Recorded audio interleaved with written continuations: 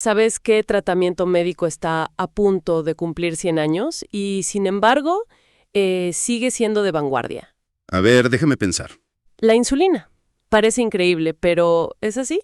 Y la insulina que se usa hoy es tan, pero tan diferente a la original como un carruaje de un coche de Fórmula 1. Es la analogía perfecta de verdad. Los dos te llevan, pero la tecnología, la precisión, el control es de otro universo. Exacto. Y esa es justamente la misión de nuestra exploración de hoy. Sí, vamos a desentrañar esa evolución. Esto no es solo historia de la medicina. Es una clase magistral de bioingeniería. Vamos a analizar cómo los científicos han modificado la molécula. Para ordenarle casi que actúe más rápido, más lento o de forma súper estable. Justo eso. Y entenderlo es clave para personalizar los tratamientos. Pero antes de meternos en el laboratorio, hay un concepto biológico que es como la piedra angular de todo, ¿verdad? Así es, y es fundamental para seguir el resto. Un páncreas sano no libera insulina de una sola manera, lo hace de dos. Ok. Primero, tiene una secreción que llamamos basal. Es un goteo constante, de muy bajo nivel. ¿Para mantener todo estable? Exacto, para mantener la glucosa controlada entre comillas y sobre todo durante la noche. ¿Y la segunda? La segunda es la prandial, o embolo. Son picos de insulina muy rápidos y potentes justo cuando comemos. Entiendo. Entonces, casi 100 años de innovación han sido una búsqueda obsesiva para imitar ese sistema dual con inyecciones. Un goteo constante y picos para las comidas. Entendido. Pues, con esa brújula empecemos el viaje por el principio. ¿Sí? Cuando la insulina era un extracto casi milagroso. Y la simple supervivencia ya era una victoria. El punto de partida es la Universidad de Toronto, entre 1921 y 1922. ¿Ahí empieza todo? El equipo de Banting, Best, MacLeod y Collip logró algo que, de verdad, se llevaba décadas intentando. ¿Qué hicieron exactamente? Pues tomaron páncreas de perros, crearon un extracto y lo inyectaron en otros perros a los que les habían quitado el páncreas. ¿Y lograron bajarles el azúcar en sangre? Bingo. Esa fue la prueba de concepto. Pero el momento que realmente cambió la historia de la medicina fue cuando pasaron de perros a humanos. Totalmente. Enero de 1922. El paciente era Leonard Thompson, un chico de 14 años. Muy joven. Sí, pesaba menos de 30 kilos y estaba literalmente en sus últimos días por la diabetes. ¡Qué historia! La primera inyección del extracto crudo le dio una reacción alérgica, pero James Collip, el bioquímico, trabajó sin descanso para purificarlo. ¿Y la segunda inyección? La segunda, con ese extracto mejorado, fue un éxito rotundo. El chico empezó a recuperarse casi de inmediato. Pasó de la muerte a la vida. Es una historia increíble. Pero me imagino que ese milagro inicial no era perfecto. Si venía de animales, de vacas, de cerdos, ¿qué problemas traía? Muchos. Salvaba vidas, pero era una herramienta muy tosca. Primero, la pureza. Claro, las reacciones. Exacto. Los extractos causaban reacciones inmunológicas. Un efecto secundario muy visible era la lipoatrofia. ¿Qué es eso? El sistema inmune atacaba la grasa en el sitio de la inyección y dejaba como hendiduras y hoyos en la piel. Era muy frecuente. ¡Qué terrible! Además de la enfermedad, tener que lidiar con esas marcas físicas. Y no era solo estético. El problema más grave era que el cuerpo de muchos pacientes reconocía esa insulina bovina o porcina como extraña. Y creaba anticuerpos. Precisamente. Esto generaba resistencia. Las dosis necesarias eran cada vez más altas y a veces la insulina simplemente dejaba de funcionar. Entonces, el primer gran salto no fue hacerla más rápida o lenta, sino hacerla más humana, ¿no? Exactamente. En los años 70, la purificación por cromatografía ayudó mucho. Se obtuvo insulina monocomponente, mucho más limpia. Pero la revolución vino después. Sí, la auténtica revolución llegó en 1982 con la tecnología de ADN recombinante. Ahí es cuando la bioingeniería entra en escena por la puerta grande. Y lo cambia todo. Usando bacterias modificadas genéticamente, se pudo fabricar insulina idéntica a la humana a escala industrial. Se llamó Humulin. Pasamos de ser granjeros a ser arquitectos. Buena forma de verlo. De un recurso limitado e imperfecto a una molécula precisa, pura e ilimitada. Se acabaron casi por completo los problemas de alergias y resistencia. Teníamos la molécula perfecta. O eso creíamos. O eso creíamos. Claro, porque tener la molécula humana no resolvía el problema de cómo imitar ese sistema dual del que hablabas, el goteo basal y los picos. Exacto. ¿Cómo es posible que la misma molécula pueda actuar a veces en minutos y otras veces durar un día entero? Aquí está el secreto, el momento ajá de toda esta historia. La respuesta está en un fascinante baile molecular. A ver, En el páncreas, la insulina no está como moléculas sueltas. Se almacena de una forma muy compacta, en grupos de 6 moléculas llamados hexámeros, como un pack de 6 latas de refresco, unidas. es una analogía fantástica. Y se mantienen unidos gracias a 2 iones de zinc. Ese pack es estable, pero es inactivo. No puede hacer nada. Nada. Cuando el páncreas lo necesita, libera estos hexámeros a la sangre. Y en la sangre, la concentración baja mucho, así que el pack se rompe de inmediato. Y se liberan las moléculas individuales. ¿Sí? Se disocian en monómeros. Y son estos monómeros, las moléculas individuales, los que pueden actuar en las células. Entiendo. El hexámero es el almacenamiento, el monómero es la acción. Entonces, el problema con la insulina inyectada es que no va directo a la sangre, ¿no es así? Ahí está la clave de todo. Se inyecta en el tejido subcutáneo, la grasa bajo la piel. Y en ese espacio, los hexámeros de insulina humana tienden a mantenerse unidos. Claro. La velocidad con la que ese pack de 6 se desarma en monómeros es lo que determina la rapidez con la que la insulina empieza a actuar.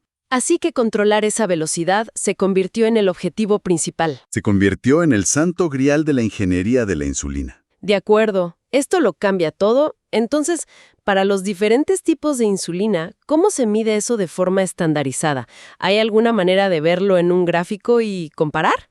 Sí, y se usan 2 conceptos clave para definir la huella dactilar de cada insulina.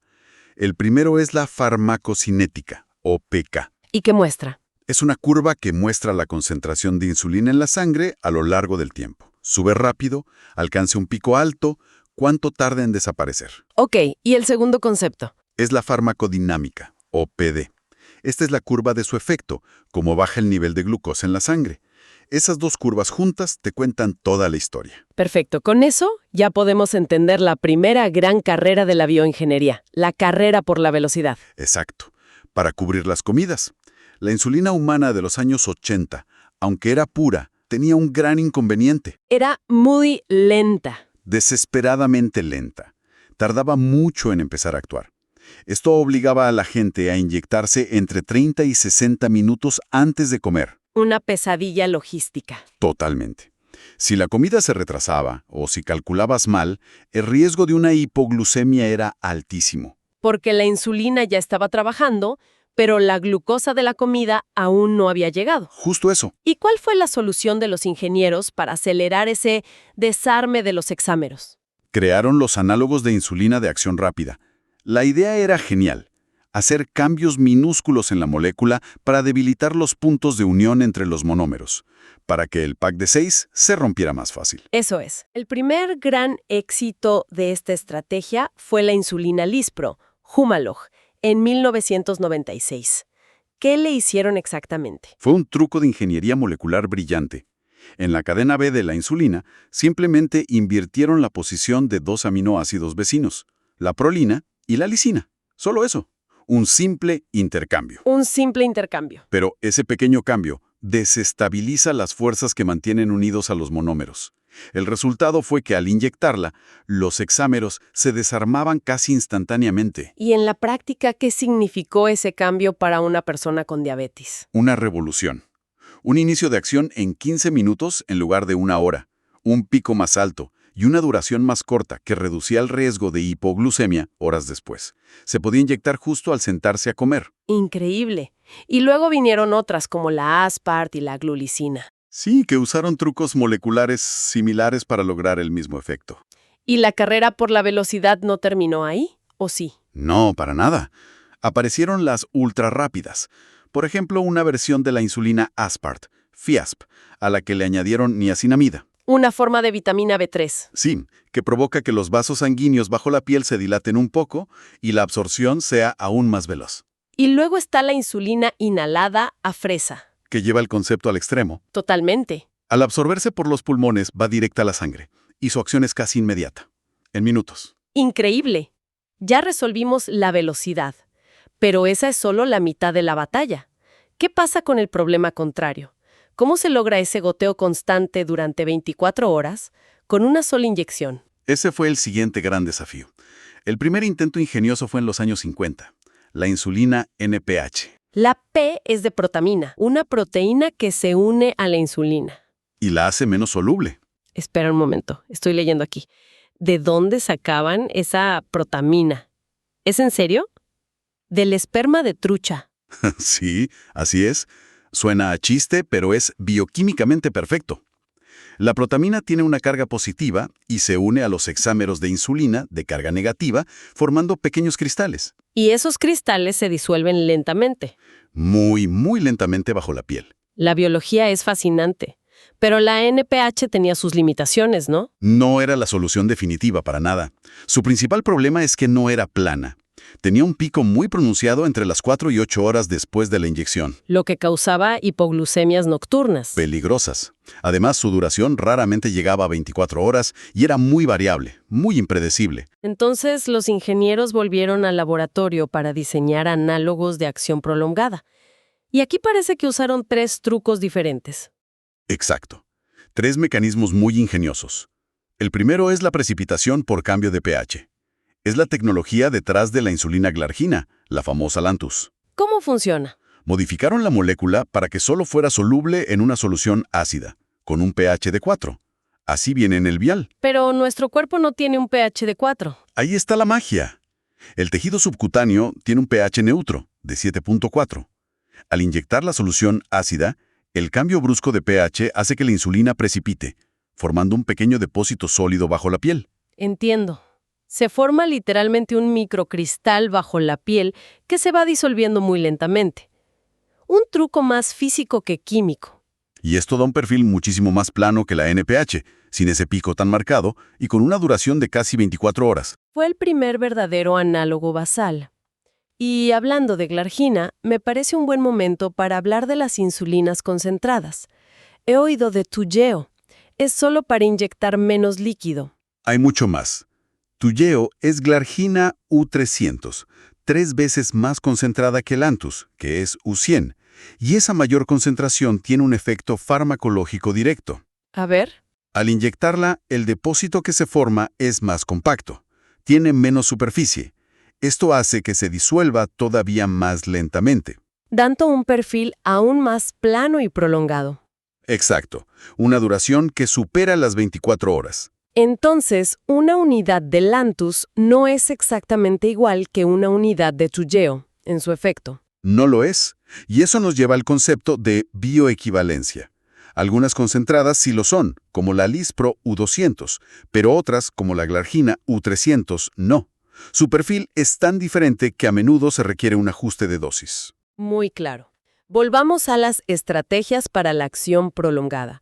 Teníamos la precipitación por pH. ¿Cuál fue la segunda? La segunda fue la unión a albúmina, el mecanismo de la insulina de Temir o Levemir. ¿Qué le hicieron a la molécula? Le añadieron una cola, una cadena de ácido graso. Esta cola tiene un doble efecto retardante. Primero, bajo la piel, hace que los hexámeros se unan entre sí, ralentizando su disolución. Espera, ¿y el segundo efecto? Si es una cadena de grasa, se pega a algo en la sangre. Exacto. Una vez que los monómeros llegan a la sangre, esa cadena de grasa se une a la albúmina, la proteína más abundante que tenemos. Entonces viaja pegada y se va soltando poco a poco. Es como un sistema de liberación de 2 etapas. Fascinante. Precipitación, unión a proteínas, y las notas mencionan una tercera estrategia que parece de ciencia ficción: los multihexámeros. ¿Lo es? Es la ingeniería más avanzada y es la base de la insulina de Gludesec, Tresiba. Aquí también añadieron una cadena de ácido graso, pero más compleja. ¿Y qué pasa al inyectarla? Los hexámeros se autoensamblan bajo la piel formando larguísimas cadenas, como hilos de perlas moleculares. Se llaman multihexámeros. Y me imagino que ese collar de perlas gigante se disuelve de una forma increíblemente lenta. Increíblemente lenta, estable y predecible. Este depósito libera los monómeros uno a uno, de forma tan constante que su duración de acción supera las 42 horas. El perfil basal más plano y estable que existe. Sí, y da una flexibilidad enorme. El viaje desde el extracto de cerdo hasta estos collares de perlas moleculares es alucinante. Y esto me lleva a otra pregunta.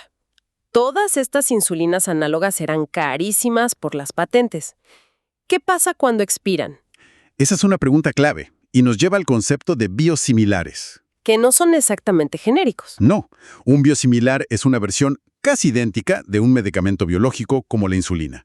Digo casi idéntica porque las proteínas son moléculas enormes y es un reto tremendo hacer una copia exacta. Y su objetivo es bajar los costos. Introducir competencia en el mercado para, con el tiempo, aumentar el acceso y reducir los costos. Entonces, para recapitular, hemos pasado de un extracto de páncreas, un martillo, a una caja de herramientas de altísima precisión. Tenemos destornilladores ultrarrápidos, llaves de acción media. Y sistemas de liberación lenta que duran casi 2 días. Es una caja de herramientas increíble. Y lo más fascinante es que casi todas las innovaciones se basan en un único principio: manipular ingeniosamente la estabilidad de los hexámeros. Es una historia de cómo la comprensión de la bioquímica se traduce directamente en mejores tratamientos. Totalmente. Y la historia, por supuesto, no ha terminado. La innovación ahora no solo está en la molécula, sino en cómo la administramos. Efectivamente. El siguiente capítulo que ya estamos viviendo son los sistemas de asa cerrada híbrida, El páncreas artificial. lo que la gente llama así. Estos sistemas combinan un monitor continuo de glucosa con una bomba de insulina, y lo que los une es un algoritmo inteligente. Que ajusta la dosis automáticamente. Ajusta la infusión de insulina basal 24 horas al día. Es la bioingeniería de la molécula unida a la ingeniería de software y dispositivos. Hemos visto cómo la ciencia ha perfeccionado la molécula de insulina para que su comportamiento sea increíblemente predecible. Y al mismo tiempo, los algoritmos son cada vez más inteligentes. Lo que nos deja con una pregunta realmente provocadora para el futuro.